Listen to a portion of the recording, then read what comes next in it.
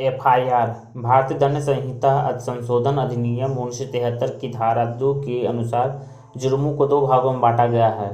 संज्ञेय अपराध, ये अपराध संगीन एवं खतरनाक अपराध होते हैं। इन अपराधों में हत्या, देशद्रोह, बलात्कार जैसे अपराध आते हैं। ये अपराध अजमानती होते हैं, अर्थात इन मामलों में गिरफ्तार व्यक्ति की जमानत नहीं होती। CRPC की धारा 2 के ग के अनुसार इन मामलों में पुलिस अपराध करने वाले अभियुक्त को बिना वारंट के गिरफ्तार कर सकती है। इसका मुख्य कारण अभियुक्त को अपराध करके भागने से रोकना है। असंज्ञेय अपराध, ये अपराध कम गंभीर होते हैं। इन मामलों के अपराधी को पुलिस बिना वारंट के गिरफ्तार नहीं कर सकती। ये मामले प्रायः जमानती मामले होते हैं। हम जुर्मों को जमानत होने और न होने के आधार पर दो भागों में बांट सकते हैं। जमानती मामले, ऐसे अपराध या जुर्म जिनमें जमानत हो जाती है जमानती अपराध मामले कहलाते हैं। IPC की निम्न धाराओं के अंतर्गत अपराध करने वाले अभियुक्त को तुरंत जमानत मिल जाती है। धारा 120 के ख, 174, 325, 421, 129, 135, 140, 143, 144, 145, 147, 148, 151, 152, 154, 155, 156, 158, 160, 166, 167, 168, 169, 172, 173, 175, 176, 177, 178, 179, 180, 181, 182, 183, 184, 186, 187, 188, 189, 190, 193, 198, 201, 202, 203, 204, 205, 206, 209, 211, 216, 216 क, 217, 218, 219, 221, 223, 224, 228, 228 क, 229, 259, 260, 261, 262, 263, 263 क, 264, 265, 266, 269, 270, 272, 273, 274, 275, 276, 278, 279, 280, 281, 283, 284, 285, 286, 287, 288, 290, 291, 292, 293, 294, 294 क, 296, 297, 304 क, 309, 311, 312, 313, 312, 317, 323, 324, 325, 332, 334, 335, 336, 337, 338, 341, 342, 343, 344, 345, 346, 347, 348, 352, 353, 354, 355, 356, 357, 358, 363, 370, 372, 385, 388, 403, 417, 418, 419, 426, 427, 428, 429, 430, 431, 432, 433, 434, 435, 440, 447, 448, 465, 469, 484, 485, 486, 487, 489, 489 ग, 489 अंग, 494, 497, 498, 500, 501 क, 502 के क, 502 के ख, 506, 507, 508, 509, 510। उपरोक्त धाराओं के अतिरिक्त अन्य उन सभी मामलों में जमानत मिल जाती है जिन मामलों से संबंधित कानून में जमानत मिलने का प्रावधान हो। अजमानती मामले, ये मामले ऐसे होते हैं जिन्हें कोर्ट व्यक्ति की जमानत स्वीकार नहीं करता। IPC की निम्न धाराओं में अपराध करने वाले अपराधी को जमानत नहीं मिलती।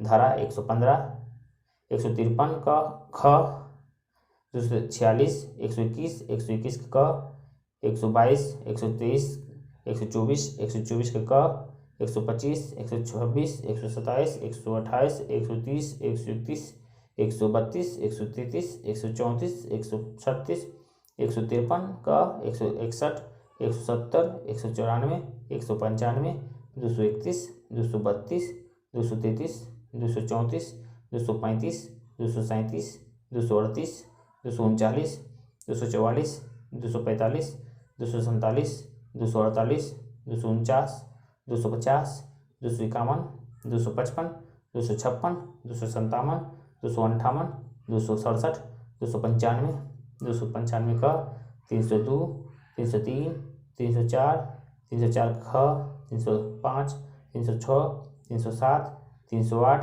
313, 314, 315, 316, 326, 327, 328, 329, 331, 333, 363 ख, 363 का क, 364, 365, 366, 366 का क, 366 का ख, 367, 368, 369, 373, 379, 380, 381, 382, 384, 386, 387, 392, 393, 394, 395, 396, 397, 398, 399, 400, 401, 402, 406, 407, 408, 409, 411, 412, 413, 414, 436, 437, 438, 449, 450, 451, 452, 453, 454, 455, 456, 457, 461, 466, 468, 477 क, 482, 483, 489 क, 489 ख, 489 ग, 493, 498 क, 505। उपरोक्त धाराओं के अतिरिक्त उन सभी धाराओं में भी जमानत नहीं मिलती जिनमें संबंधित कानून में जमानत न देने का प्रावधान हो। निम्नलिखित आईपीसी की धाराओं में मामले की गंभीरता को देखते हुए जमानत दी जाती है और नहीं भी, यह कोर्ट के विवेक पर निर्भर करता है। 109, 110, 116, 117, 149, 215, 222, 330, 363 का, 439, 417, 477, 504, 511। वारंट के आधार पर भी मामलों को दो भागों में बांटा जा सकता है। पहला, समन मामला, ऐसे मामले जिनमें 2 वर्ष तक का कारावास या जुर्माना या दोनों हो, समन मामला कहलाता है। वारंट मामला, ऐसे मामले जिनमें 2 वर्ष से अधिक समय की सजा होती है, वारंट मामला कहलाता है। जब भी किसी व्यक्ति पर जुल्म होता है या वह किसी अपराधी के कारनामों से दुखी होता है या उनके अधिकार किसी व्यक्ति द्वारा समाप्त किए जाते हैं तो वो न्याय पाना चाहता है। किसी भी अभियुक्त को सजा दिलवाने के लिए व्यक्ति सबसे पहले पुलिस का सहारा लेता है। पुलिस से अपराधी के खिलाफ कार्रवाई करने के लिए उक्त व्यक्ति को एफआईआर दर्ज करवानी पड़ती है। प्रायः किसी व्यक्ति के खिलाफ एफआईआर वही व्यक्ति दर्ज करवाता है जो जुल्म का शिकार होता है। ये जुल्म चाहे किसी भी व्यक्ति द्वारा उठाए गए हो। सीआरपीसी की धारा 154 में एफआईआर के बारे में वर्णन किया गया है। किसी दुर्घटना की सूचना पुलिस थाने में मौखिक या लिखित दोनों रूपों में दर्ज करवाई जा सकती है। यदि अपराध की सूचना मौखिक रूप से दर्ज करवाई जाती है, एफआईआर दर्ज करवाने वाला निरक्षर होने की स्थिति में, तो अब थानाधिकारी उस सूचना को दर्ज कर लेता है और फिर सूचना देने वाले को पढ़कर सुनाता है। यदि अपराध की सूचना लिखित रूप में दी गई है तो उस सूचना के नीचे सूचना देने वाले को हस्ताक्षर करने चाहिए। यदि पुलिस थाने का अधिकारी एफआईआर दर्ज करने से इनकार करता है तो आप अपराध की सूचना पुलिस अधीक्षक के पास डाक से भेज सकते हैं। एफआईआर दर्ज करवाने वाले को एफआईआर की एक प्रति पुलिस द्वारा निःशुल्क दी जाती है। बहुत बार राजनीतिक कारणों से या अन्य कारणों से पुलिस अधिकारी एफआईआर दर्ज करने से इनकार कर देते हैं और एफआईआर दर्ज नहीं होने के कारण अपराध के खिलाफ कार्रवाई नहीं हो पाती। ऐसी अवस्था में कोई भी व्यक्ति वकील के मार्फत परिवाद या इस्तगासे के द्वारा अपराधी के खिलाफ सीधी कोर्ट के द्वारा कार्रवाई कर सकता है। सीआरपीसी की धारा 2 के घ के